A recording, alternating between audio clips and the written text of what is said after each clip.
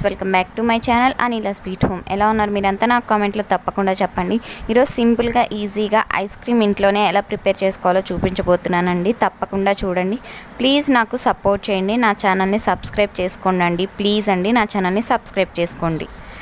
ఇప్పుడు రెసిపీ ఎలా ప్రిపేర్ చేయాలో చూపించబోతున్నానండి. దానికోసం మనకి బిస్కెట్స్ కావాలన్నమాట. మీరు ఏ బిస్కెట్స్ అయినా తీసుకోవచ్చండి. చాక్లెట్ ఐస్ క్రీమ్ కావాలంటే మీరు చాక్లెట్ ఫ్లేవర్ బిస్కెట్స్ తీసుకోవచ్చు.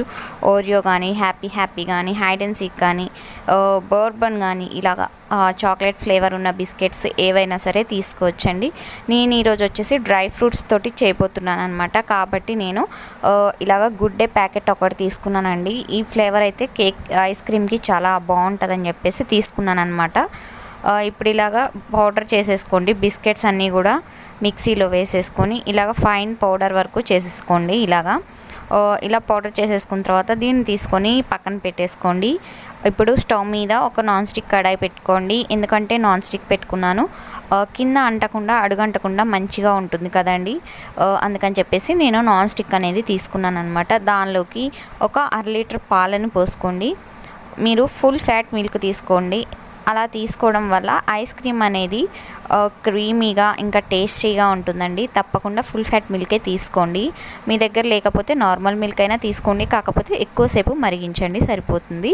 ఇది ఇప్పుడు బాయిలింగ్ అయ్యేంత వరకు కూడా ఉంచుకోండి. మీరు పచ్చి పాలైనా తీసుకోవచ్చు, కాచి చల్లార్చిన పాలైనా సరే తీసుకోవచ్చండి. నేనైతే కాచి చల్లార్చిన పాలని తీసుకున్నాను అనమాట. ఇప్పుడు పాలు వేడవక ముందే దానిలోకి ఒక 2 టేబుల్ స్పూన్స్ ఆఫ్ కార్న్ఫ్లోర్ ఒక గిన్నెలోకి తీసుకొని దానిలోకి పాలని యాడ్ చేసుకొని లంప్స్ లేకుండా కలిపేసి పక్కన పెట్టుకోండి. ఇది వచ్చేసి కార్న్ఫ్లోర్ అండి. ఇది మెయిన్ ఉండాలి. బిస్కెట్స్ లేకపోయినా పర్లేదు కానీ కార్న్ఫ్లోర్ మాత్రం ఉండాలండి. మీరు ఫ్లేవర్ని బట్టి బిస్కెట్స్ని యాడ్ చేసుకోండి.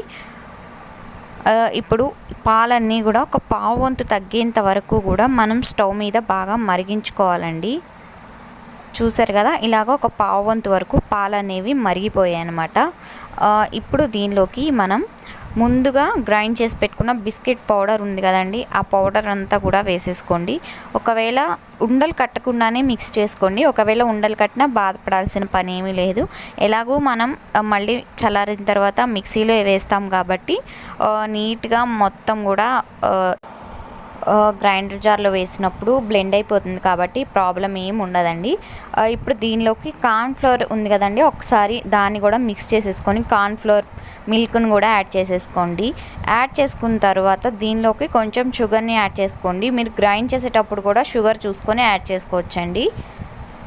ఇప్పుడు దీన్ని బాగా దగ్గరకు వచ్చేంత వరకు కూడా ఉడకనివ్వండి. బాగా దగ్గరకు వచ్చేస్తుందండి. కొంచెం గట్టిగా అయిపోయిన తర్వాత మీరు స్టవ్ దించేయచ్చు స్టవ్ మీద నుండి. మరి లిక్విడ్ స్టేజ్లో ఉంటే ఐస్ క్రీమ్ అనేది క్రీమీగా రాదండి, గట్టిగా వచ్చేస్తుంది అనమాట. మనం వాటర్ అయితే ఎలాగా గడ్డకడుతుందో అలా గడ్డగట్టేస్తుంది. టేస్ట్ అయితే అస్సలు బాగోదన్నమాట.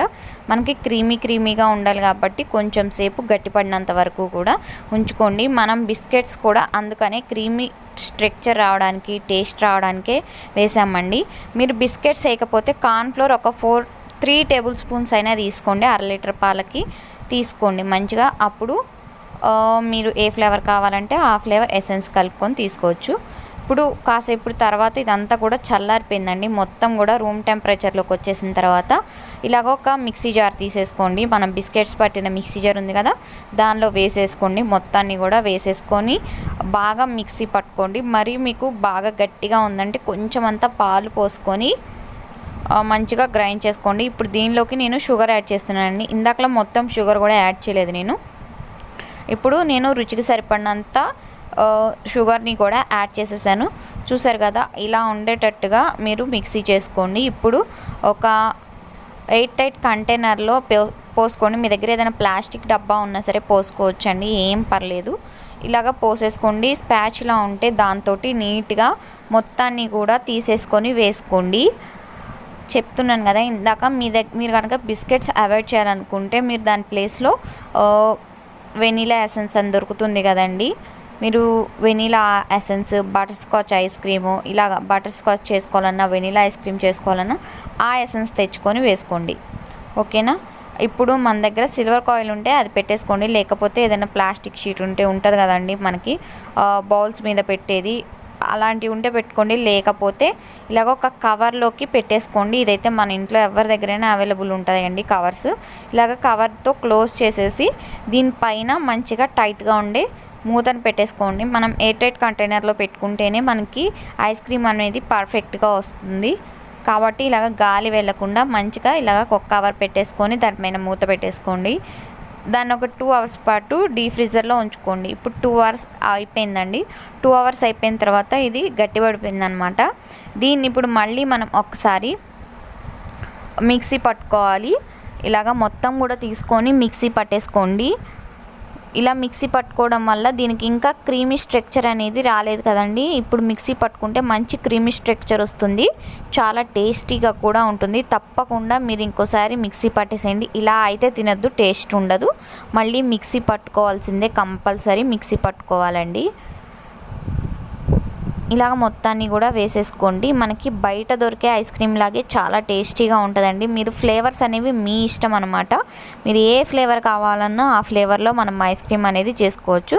బట్ మనకు కావాల్సింది కార్న్ఫ్లోర్ అయితే కంపల్సరీ ఉండాలి.